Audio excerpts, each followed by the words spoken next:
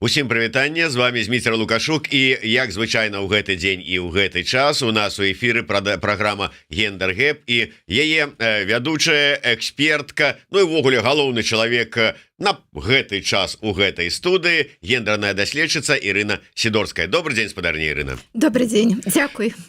І вам дзякуй за ваш дзякуй, як кажуць у нас. Спадарня Ірына, давайте мы пачнем з беларускай дзяржавы, з таго, што адбываецца унутры Беларусі, ну, паводле той інфармацыі, якая да нас даходзіць і якая атрымліваецца з розных афіцыйных крыніц. Так вось, ну, калі верыць прапагандзе, усё, што не здараецца ў краіне, гэта дзякуючы Лукашэнку, яго намаганням. Ён і пенсіі плаціць са сваёй кішэні, ён і падручнікі перапісвае, ён і падвышае працягласць жыцця беларусаў. Дзякуючы яму пачалі беларусы жыць даўжэй. Ну, вось Белстат, прынамсі, так засвядчае. Калі ў 2000 годзе працягласць жыцця складала 69 гадоў, паведамляе Белстат, то ў 23-м 74,6. Пры гэтым мужчыны ў сярэднім жывуць 69,3 года, а жанчыны 79,7 года. Ну, здаецца, можна толькі дзякуй сказаць кормчаму великаму. Ці вот як вы ўспрымаеце гэтую інфармацыю? Ну, і ўвогуле, ці гэта тэма для гендернага даследавання?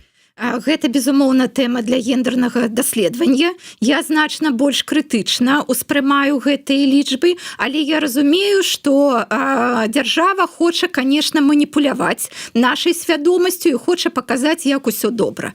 Давайте пачнем спачатку. І, па-першае, ну, я нават зараз уже не ўпэўнена, што гэта сапраўдныя лічбы. Вось калі там да 2020 года, ну, зразумела, што і статыстыку нам хацелі паказаць, ну, больш такім прывабным выглядзе, але ўсё ж таки гэта была статыстыка, якой мы давяралі, якой мы верылі. Но зараз як бы іншых лічбаў няма і прыходзіцца даследаваць вось гэтыя лічбы, але ўсё ж таки, ну, на 100% веры ім дакладна няма.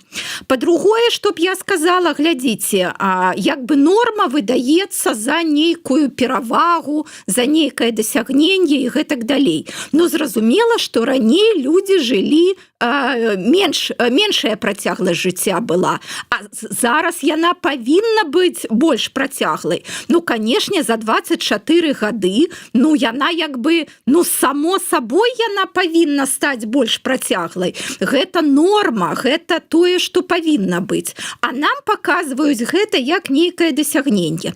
І глядзіце, вось тут трэцяе, што я бачу.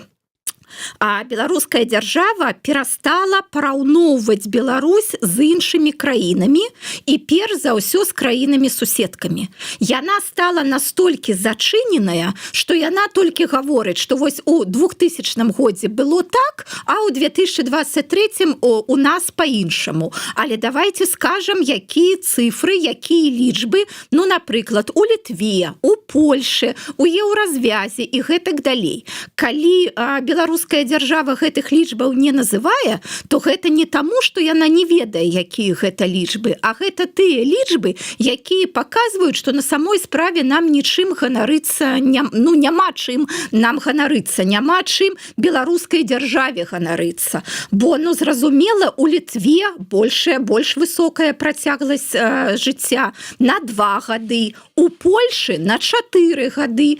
І гэта, ну, як бы таксама не такі, не вельмі такія, ну, не самыя выдатныя краіны еўразвязу. Вось у Польшы зараз, значыць, вось вы сказалі, што зараз у Беларусі сярэдняя працягласць жыцця 74,5 гады, а у Польшы 78,3.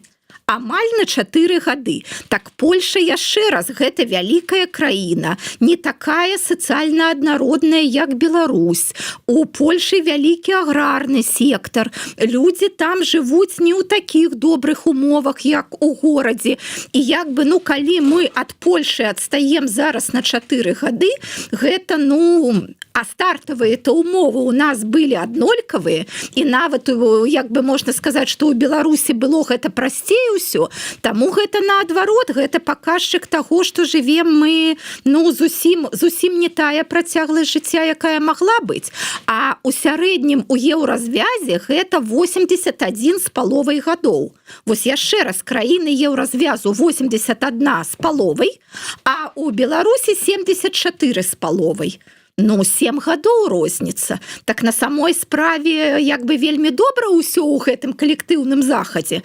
Там вось сярэдняя працягласць жыцця на 7 гадоў больш. Таму дакладна ганарыцца гэтымі лічбамі не трэба. І вось пра гендерны аспект. А беларуская ўлада зараз показала, што розніца паміж працягласцю жыцця беларусаў і беларусак больш за 10 гадоў. Гэта, гэта вельмі дрэнная розніца. І гэта не таму, што беларускія жанчыны там жывуць вельмі доўга, там вельмі здаровыя, вельмі фізічна крэпкія. Не. Яшчэ раз, жанчыны ў Польшы жывуць даўжэй за жанчыну ў Беларусі. Нават жанчыны ў Турцыі жывуць даўжэй, чым жанчыны ў Беларусі. У нас вельмі нізкая працягласць жыцця мужчын. Вось гэтыя 64 гады сярэдняя працягласць жыцця 69 гадоў. Гэта зусім мала. Гэта зусім мала. І мы неаднойчы гаварылі, што ў краінах, у якіх усё добра з гендернай роўнасцю, вось гэтая розніца паміж працягласцю мужчын і жанчын, яна значна менш. Вось зараз лічыцца, што 10-5 гадоў гэта норма. Калі гэта больш за 5 гадоў, гэта значыць, што ўжо не норма. А вось у тых краінах, там Скандынавія, Ісландыя, якія ўзначальваюць усе гэтыя гендерныя рэйтынгі, у іх 3 гады розніца паміж працягласцю жыцця мужчын і жанчын. Таму вось я яшчэ раз заўсёды гавару, што гендерная роўнасць, яна выгадная не толькі жанчынам. Спадарня Ірына, патлумачце мне, прычым тут гендерная роўнасць? Я так разумею, што можа быць это звязана, што п'юць менш, там, ці алкаголь больш якасны на захадзе, ці харчаванне лепшае, ці нервы не так іх псуюць, а гендер тут прычым? А я тут вельмі выразна бачу гендер. Вы назвалі шмат з таго, а мне хочацца спытаць, а чаму мужчыны п'юць, а чаму мужчыны нервуюцца ўвесь час, чаму яны ўвесь час пад стрэсам, чаму яны не ходзяць да доктара, калі ў іх штосьці пачынае балець, чаму яны лічаць, што яны павінны быць вось такімі моцнымі, што яны павінны цярпець, што вось працаваць, калі ты ўжо... Выхаванне такое, наступства яшчэ можа быць вот этой камуністычнай савецкай ідэалогіі. Я якраз не бачу тут камуністычная. Камуністычная ідэалогія была пра здаровы лад жыцця, а зараз мы гаворым пра тое, што трэба клапаціцца пра сваё здароўе, пра сваю працягласць жыцця, трэба жыць у балансе, не трэба злоўжываць алкаголем, нікацінам і гэтак далей.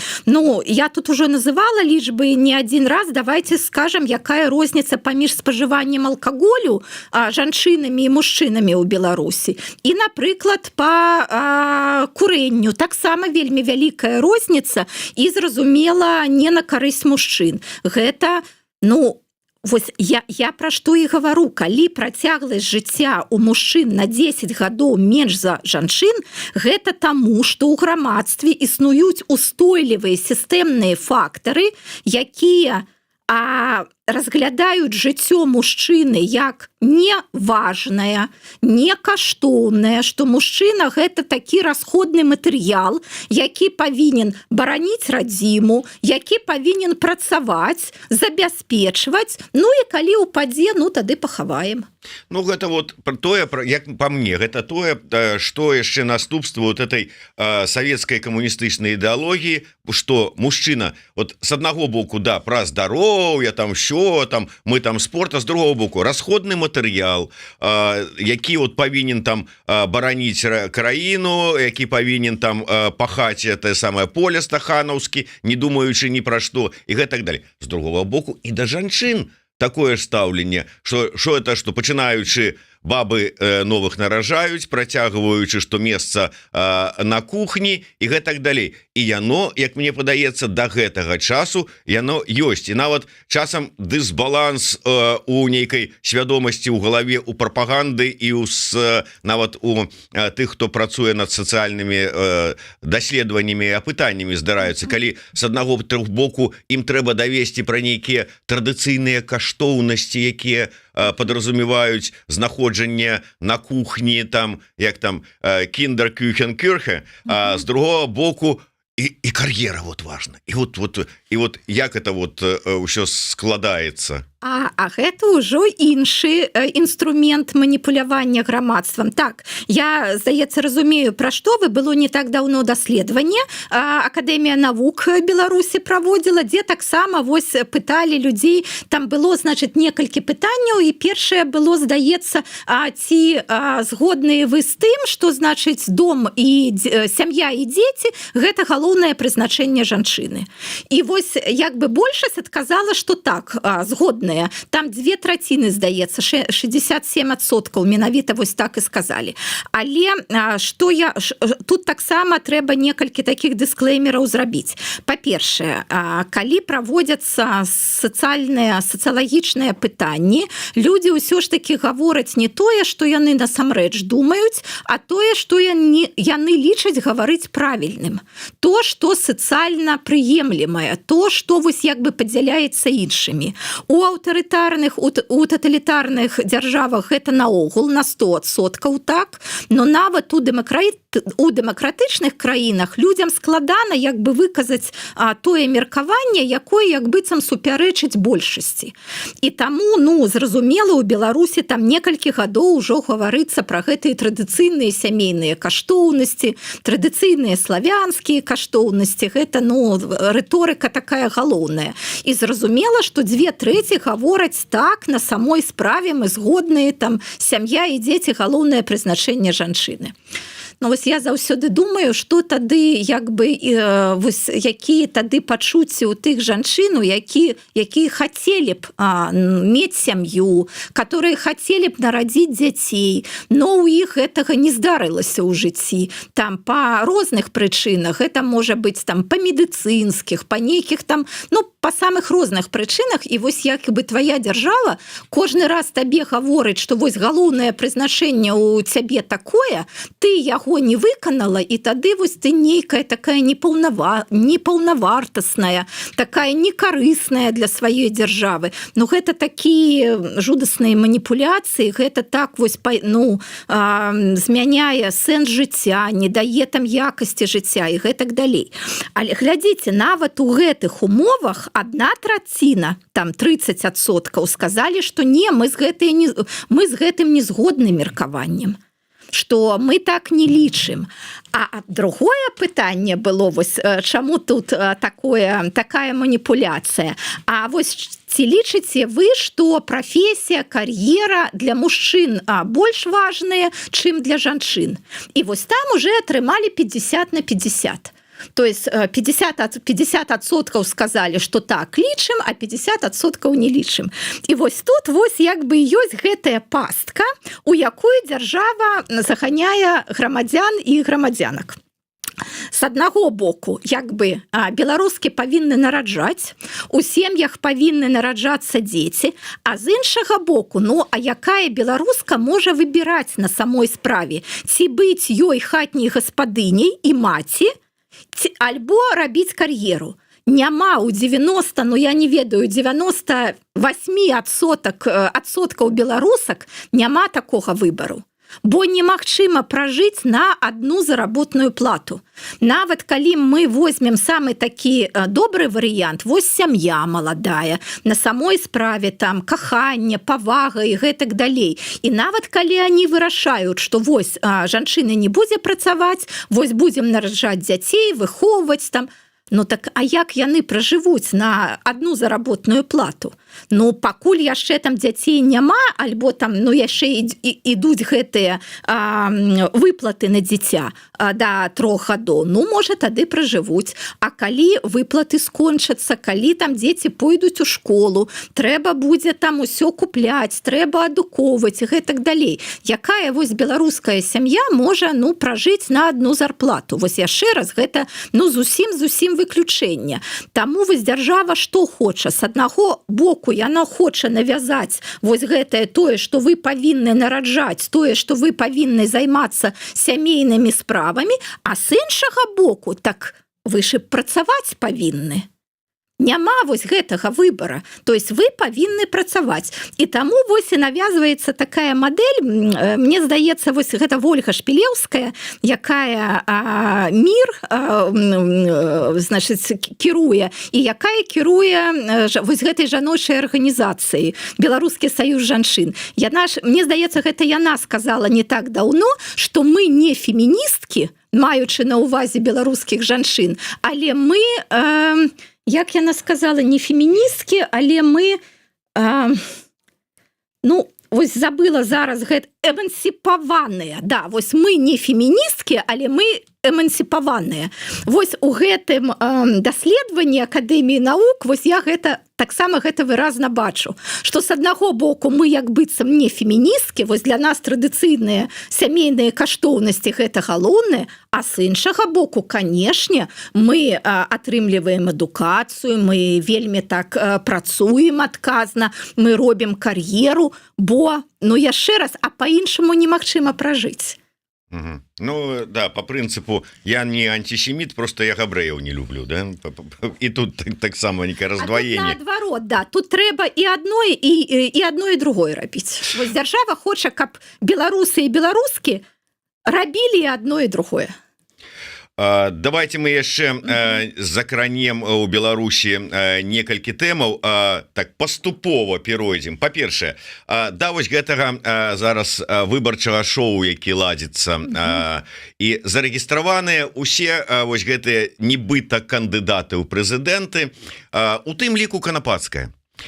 І з аднаго боку, зразумела, там першае, што кідаецца як аргумент, навошта ён патрэбны рэжыму яе рэгістрацыя, ну, чтобы зрабіць уяўнасць, што дэмакратычнасць, там нейкая выбараў, вось нават прадстаўніца а-ля там нейкіх апазіцыйных сіл, там флёр нейкая там застаўся за спіной яшчэ сяброўства аб'яднанай грамадзянскай партыі, законапраекта прызнання бел-чырвона-белага сцяга культурнай каштоўнасцю і гэтак далей. Вот, калі ласка. А з іншага боку я таксама чытаю, ну у тым ліку важна было для, наколькі там для Лукашэнкі, але прынамсі той, хто курыруе гэтую кампанію, каб быў і ў пэўным сэнсе гендерны фактар захаваны. Вот як вы лічыце, улічвалі яны вот гэты гендерны фактар і навошта яны, для каго паказаць каму што? Думаю, што улічвалі, што так, на самой справе гэта імітацыя выбараў. Вось трэба паказаць, што ў нас як быццам, ну, сапраўдныя выбары. Гэта людзі ў Беларусі разумеюць, і тыя, хто як бы спецыяльна Беларусю займаецца, што гэта ўсё імітацыя. Ну, а калі мы возьмем на такім фармальным узроўні 5 кандыдатаў, 3 з іх прадстаўляюць партыі, прычым партыі розныя, і правыя, і левыя. 4-я кандыдатка, гэта, па-першае, жанчына, вось ужо ёсць гендерны баланс нейкі, што ўсё ж такі гэта не толькі мужчыны, но зараз як бы тренд, мы с вами вось размаўлялі, што зараз лягчэй хутчэй пералічыць краіны, у якіх жанчыны не ёсць альбо не былі лідаркамі, у якіх там не было прэм'ер-міністркі альбо прэзідэнткі жанчыны. Гэта зараз, ну, норма для, як бы, ну, для цывілізацыі, для развітых краін гэта як бы дакладна. Беларусь, мы гаварылі пра тое, што яна ўдзельнічае ў ўсіх гэтых міжнародных гендерных рэйтынгах.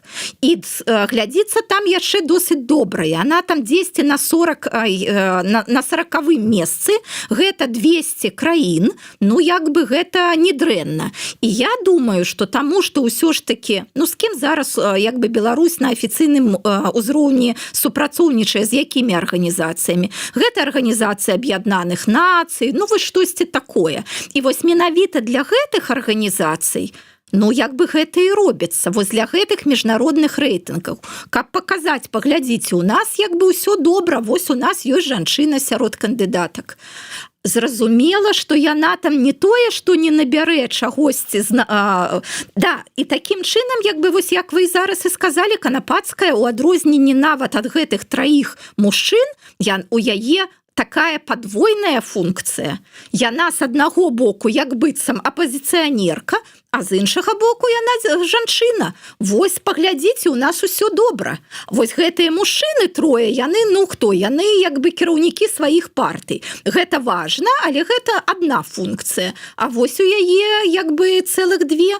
Таму я думаю, што спачатку я думала, што як бы яе зарэгістравалі, каб усё ж такі паказаць грамадству, што Лукашенко ўсё ж такі паважае жанчын і як бы разумее, што калі вось ён гаварыў, што Святлану Ціхановскую ніхто ніколі не выберэ, што гэта ён памыляўся.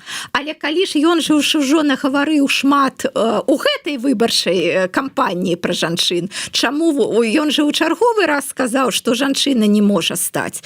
І таму я думаю, што гэта ўжо вось засталося без гэтай функцыі і наадварот, альбо я думаю, што Канапацкая набярэ такой мізер, такую мінімальную суму, што з аднаго боку скажуць, вось паглядзіце, ніякай апазіцыі ў Беларусі няма, ніякай падтрымкі ў апазіцыйнай кандыдаткі няма, а з іншага боку Лукашенко скажуць, глядзіце, на самой справе беларускае грамадства не падтрымлівае жанчыну на гэтым пасту. Беларускае грамадства не саспела, вось вы бачыце, я не ўпэўнена, ці будзе нават 1% у Канапацкай. Ну, але тым не менш, вот табе калі тут чалавек неабазнаны паглядзіць на табе кандыдаты на любы выбор, вось табе гендерны баланс, жанчына з нейкім там флёрам апазіцыйнасці, вось табе дик-пик кандыдат, прэтэндэнт на нейкую там вип-старонку у OnlyFans, Гайдукевіч, все, што хочаш, на любы густ. Пра прафанацыю. Все ж таки не магу не закрануць вось гэтую тэму на заканчэнне года наконт малодшага знойдзенага ў капусце сына Лукашэнкі Колі.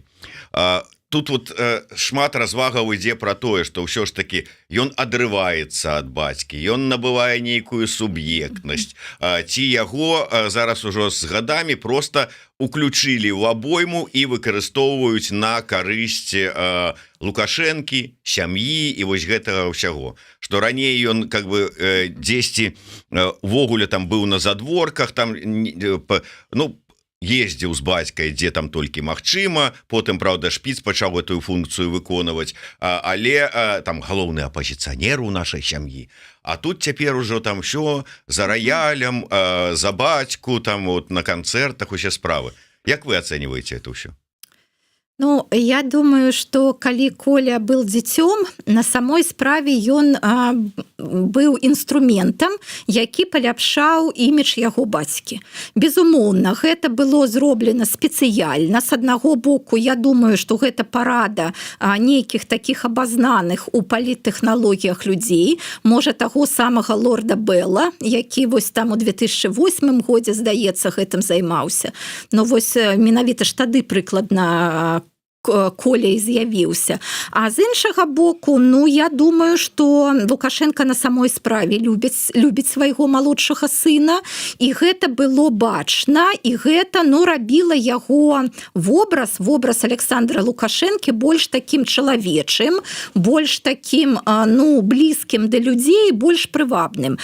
Я думаю, тут, такія класічныя законы спрацоўваюць той же самай біялогіі, псіхалогіі. Канешне, мы заўсёды добра адносімся, ставімся да маленькіх дзяцей. Ну гэта нармальна для людзей, но мы так як бы створаны прыродай, і маленькія дзеці вызываюць у нас добрыя пачуцці і гэтак далей. І мне здаецца, вось там Александр Лукашенко не іграў, ён на самой справе клапаціўся пра сына, ён на самой справе як бы займаўся ім, і гэта было бачна, і гэта, мне здаецца, прываблівала людзей.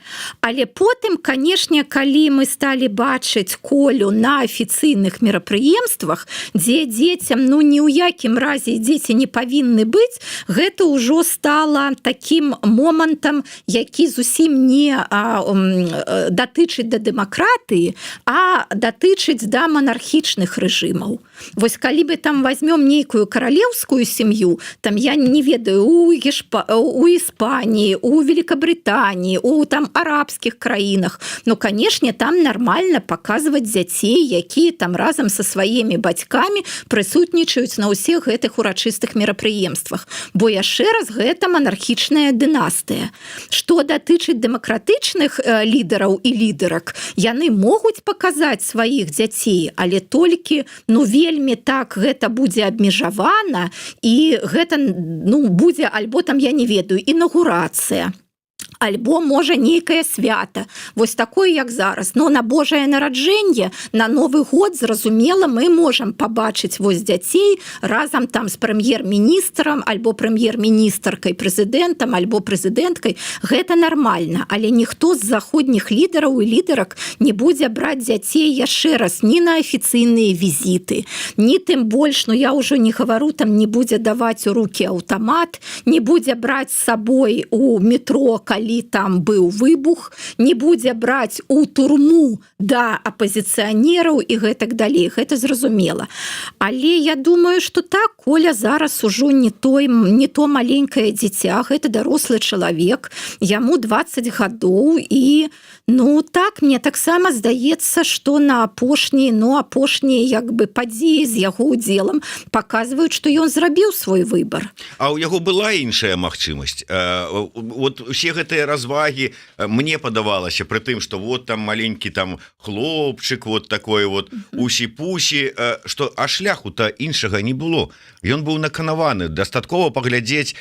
Я не кажу там пра там розныя там варыянты, што дзеці вырастаюць там не такія, як бацькі, але калі мы гаворым пра дыктатуру, калі мы гаворым пра сям'ю, вось вам паглядзіце, Башар Асад.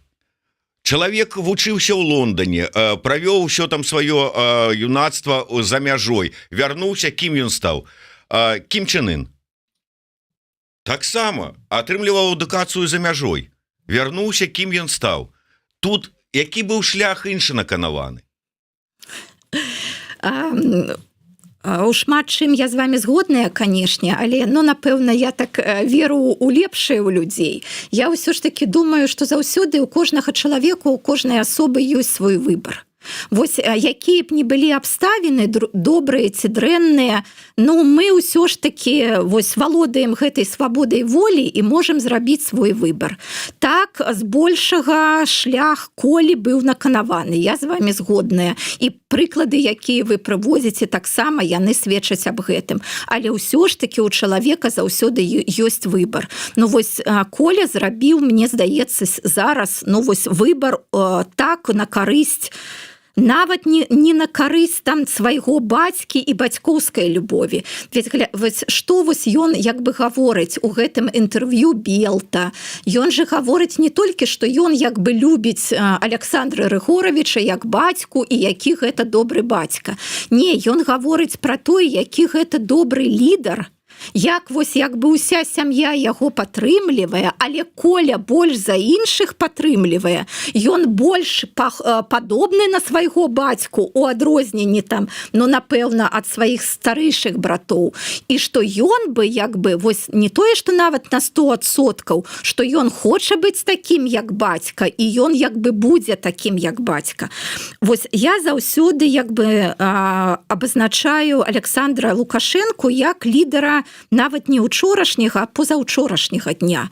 Гэта для мяне прыклад чалавека, чые мадэлі паводзін, чые каштоўнасці, яны вельмі састарэлыя, яны вельмі спрошчаныя, яны не тое, што не падыходзяць да 21 стагоддзя, яны засталіся дзесьці, я не ведаю, там у 50-х годах, можа быць, бо нават у 70-х, у 80-х годах у Савецкім Саюзе было ўжо па-іншаму, не гаворачы зараз.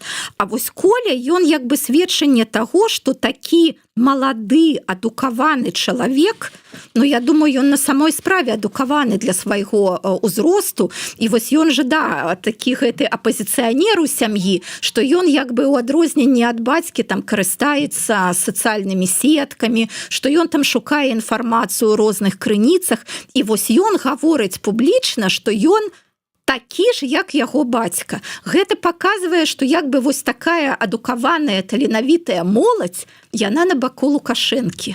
Што вось як быццам гэта есть пераемнае, што як быццам Лукашенко не састарэл, а вось малады 20гадовы чалавек гаворыць, што ён будзе такі ж самым. Таму гэта, канешне, з аднаго боку такі, як бы моцны аргумент для самого Лукашэнкі, для яго іміджа, але я ўсё ж таки думаю, што ўсё ж таки Коля яшчэ, яму ўжо 20 лет, але яму яшчэ 20 лет, і ён можа перадумаць, як у прынцыпе любы чалавек, вось пакуль мы жывем, мы можам мяняць свае рашэнні, мяняць свае паводзіны, прызнаваць нейкія памылкі. Таму я б, можа бы, крэст бы тут не ставіла бы, але так, тое, што ён перастаў быць інструментам іміджа бацькі, а як бы хоча зрабіць зараз, вось уласную нейкую траекторыю, уласную нейкую палітычную у тым ліку, так, гэта факт. Не будем уподобляться тым людям, якія стаяць на позиции такой, а вот у 20-м годзе яна сказала мудрый Путин, а вот у 94-м годзе ён быў у камандзе Лукашэнкі, а вот там за часы цара Гароха было вот так, то чаму вот, значит, сёння по-іншаму быць не можа. Мы ўсё ж таки больш гнуткія таму. Пытанне ад вожыка-патрыёта. Навошта пачалі нейкія публічныя размовы пра жонку для Колі? Гэта спроба выправіць імідж Лукашэнкі. Маўляў, бацька нарабіў спраў, але ж паглядзіце, сын традыцыйных каштоўнасцяў. Хотя, як мне падаецца, вось апошні сказ неправільны. Наадварот, у усведамленне большасці беларусаў, вот акурат такі для Лукашенко, які дзе-то там гуляў направо, налево і туды і сюды, такая, ай, маладзец, ай. Давайте пачну з другога, вось пра што вы сказалі. На самой справе, вось, як бы Лукашенко, як быццам бы прыхільнік традыцыйных каштоўнасцей. Но традыцыйныя каштоўнасці – гэта каханне, гэта вернасць, гэта павага да сваёй жонкі. Но вось дзе мы бачым гэтае каханне, вернасць і павагу? Ён жа не разведзены, ён не адзін раз пра гэта гаварыў. Галіны, яго жонкі, няма нават на афіцыйных фатаграфіях, які там на партале прэзідэнт Говбай. Як бы яна як быццам ёсць, а як быццам няма. Як можна называцца жаночым прэзідэнтам, называць самога сябе жаночым прэзідэнтам, калі ў цябе няма ніякай павагі перш за ўсё да сваёй жонкі, да маці сваіх старэйшых дзяцей, з якой ты пражыў, напэўна, вельмі такія цяжкія, складаныя гады, калі там вы былі малады, калі вам усё трэба было. А потым пра Колю, яшчэ раз, як бы яго ж маці афіцыйна не прызнана. Таксама Коля есть, а маці няма. Мы уже не кажам пра расследаванні і там іншых пазашлюбных дзяцей. А пра іншыя гэта, наогул, вось тут, гэта наогул асобная тэма. Нават пра маці Колі. Ён же толькі, Александр Лукашэнкі ж толькі аднойчы сказаў, што так, вось яго маці працуе ўрачом, гэта адзіная інфармацыя. І вось ён жа, калі упершыню мы гэтага хлопчыка 3 двухгадовага убачылі. Я памятаю гэта з інтэрв'ю, гэта было інтэрв'ю камсамольскай праўдзе, і Лукашенко гаварыў пра тое, што гэта ніякі не піяр, гэта таму, што значыць гэта мой хвост. Вось я памятаю гэтае слово, што значыць, ну, мой сын гэта мой хвост, бо ён ні з кім не хоча заставацца, ніхто не можа яго ні там ні накарміць, ні адзець і гэтак далей. Ну і ўсіх людзей як бы вочы на лоб лезлі, а дзе маці? А што маці бросіла, кінула гэтага хлопчыка? Чаму вось бацька вымушаны толькі ім займацца на самой справе на такой адказнай пасадзе? Ну і там Коля быў там больш, там, не ведаю, сейсмант, яшчэ з кімсьці, чым са сваёй маці. Ну і наогул, мне здаецца, што тады Ірына Абельская была таксама замужам, яна не была свабоднай жанчынай, яна была замужам, калі ў яе нарадзіўся Коля, і гэта, ну, ніякія не традыцыйныя каштоўнасці, гэта, ну, плявок у традыцыйныя каштоўнасці. Але я думаю, Лукашенко разумее гэта такім чынам, што гэта вось вы жывіце ў адпаведнасці з традыцыйнымі каштоўнасцямі, звычайныя людзі, а для яго закон не пісан, ён же гэта народжаны прэзідэнтам, ён можа рабіць тое, што хоча. Гэта вось дэмакратычныя лідары, дэмакратычная эліта, яны пішуць законы, якім яны згодны падпарадкоўвацца, што яны будуць жыць у адпаведнасці з гэтымі законамі і будуць жыць у адпаведнасці з той рыторыкай, якую яны, значыць, агалошваюць. А Лукашенко, ён як бы гаворыць адно, а сам жыве па-іншаму, ну таму, што ён лічыць, што гэта не для яго. А пытанне было ўсё ж такі вось пра матрыманіальныя планы. Я думаю, што тут усё ж такі прасцей. Я думаю, што Коля дазваляе Александру Рыгоровичу заставацца ў інфармацыйнай павесцы. Ну, глядзіце, як бы тое, што ён робіць як кіраўнік дзяржавы, ну, няма што абмяркоўваць. А пра Колю вось мы ўжо колькі гаварым. Гэта трымае яго ў павесцы, а для яго гэта галоўнае. Ну, і ўсё ж такі гэта як бы добрыя нагоды. Вы звярніце ўвагу, з Лукашенка же у яго ж вельмі мала такіх станоўчых інфанагод, пра які, ну, на самой справе можна гаварыць. І Коля, ну, вось 20гадовы, там, высокі, прыгожы хлопец, ну гэта так, гэта пазітыўная інфанагода.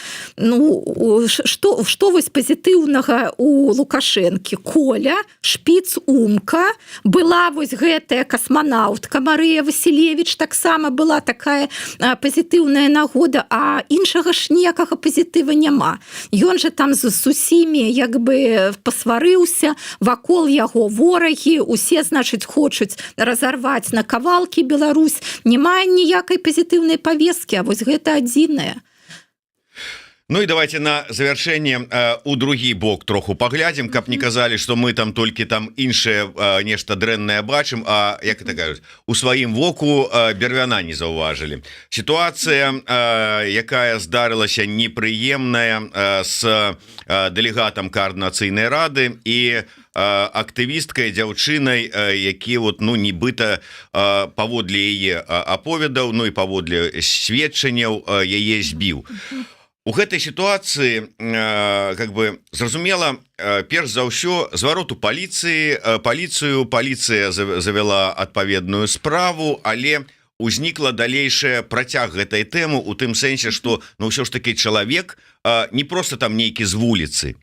Чалавек, ну, нібыта вось у павесцы у каардынацыйнай радзе узнікла пытанне, а рэакцыя каардынацыйнай рады на ўсе гэтыя падзеі, дзе яна?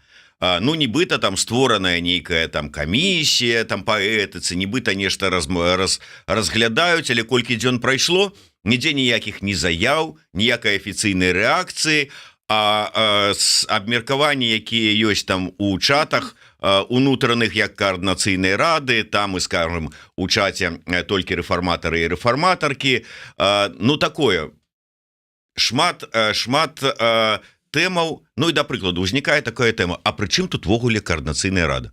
Гэта справа паліцыі, хай яна разбіраецца, хай яна прыцягвае да адказнасці, хай адказвае па законе і гэтак далей. Тут, маўляў, пры чым тут каардынацыйная рада?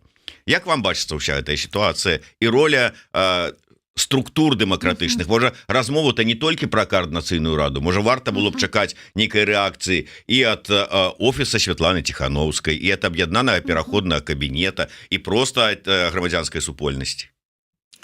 Разумею ваше пытанне, но мне здаецца, якраз ад грамадзянскай супольнасці ёсць рэакцыя, вось вы пра яе расказваеце. Я думаю, што мы наогул гаварым пра гэта, таму што, як вы правільна сказалі, гэта незвычайны чалавек, не чалавек з вуліцы, які вось такім чынам як бы павёў сябе.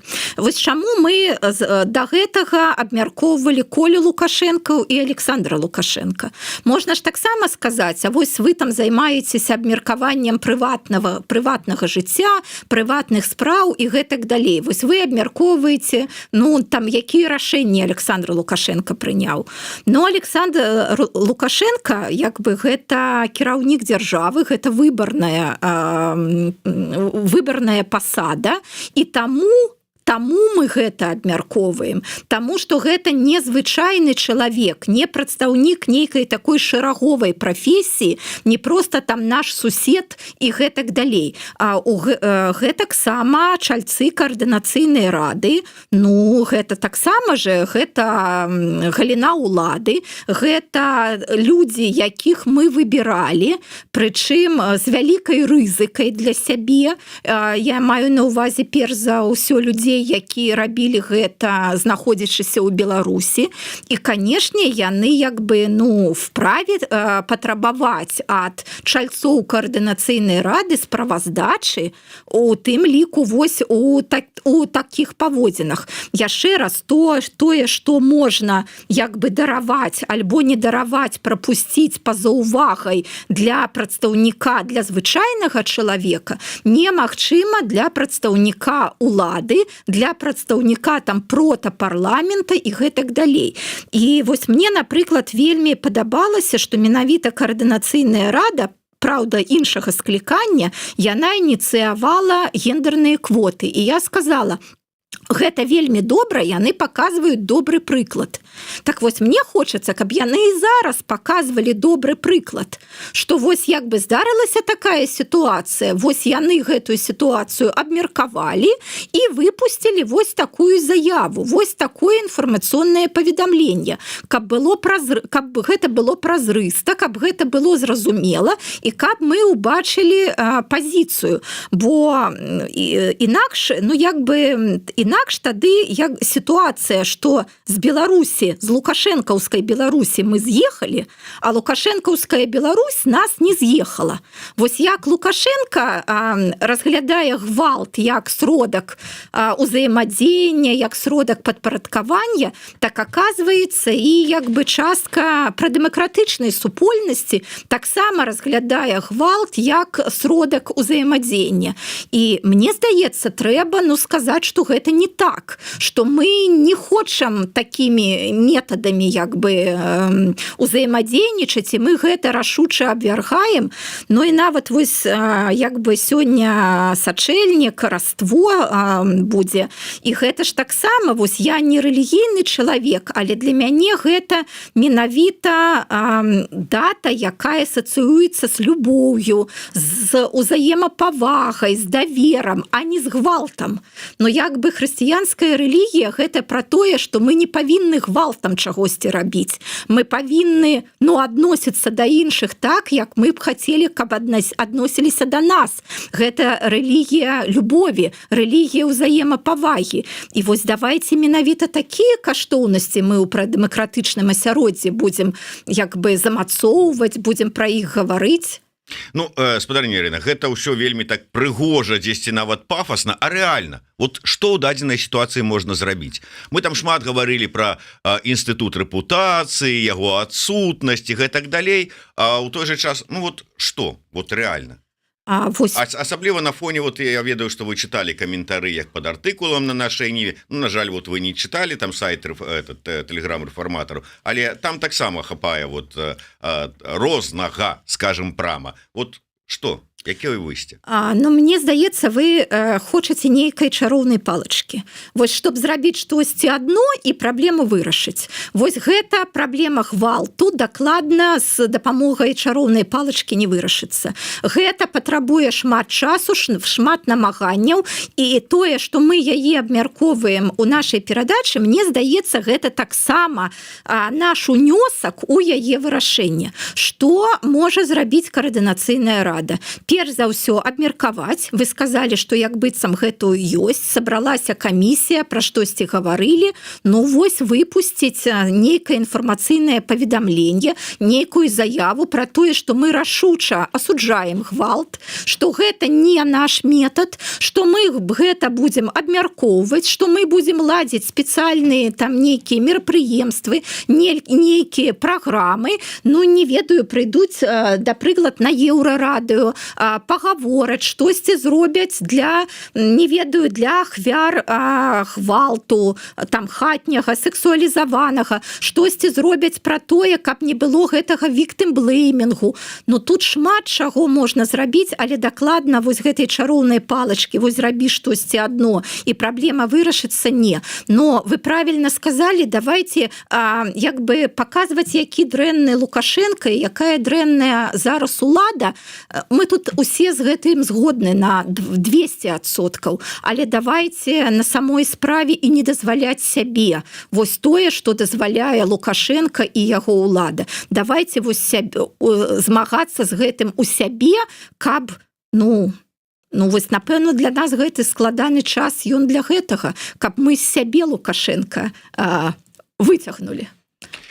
Ну будем спадзявацца что ўсё ж таки нейкую заяву нейкае выказванне з гэтай нагоды каардынацыйная рада зробіць хутчэй чым з'явілася насамрэч так і не з'явілася заяву по падзеях у Венесуэле колькі часу прайшло Ну будем спадзявацца что хутчэй яны гэтым разам зрэагуюць і ці зрэагуюць увогуле Ну і пра інстытут рэпутацыі да сапраўды варта было б падумаць бо шмат якія дзеянні шмат якіх дзеячоў прымушаюць задумацца пра небяспечнасць нават адсутнасці такога інстытута. Дзякуй вялікім. Ірына Сідорская, Зміцер Лукашук. Слухайце, глядзіце, подписывайтеся, глядзіце, дарэчы, не толькі Гендер Гэп, але Гендер Трэп, выдатную праграму з удзелам Ірыны Сідорскай. Подписывайтеся на наш YouTube канал. Жыве Беларусь.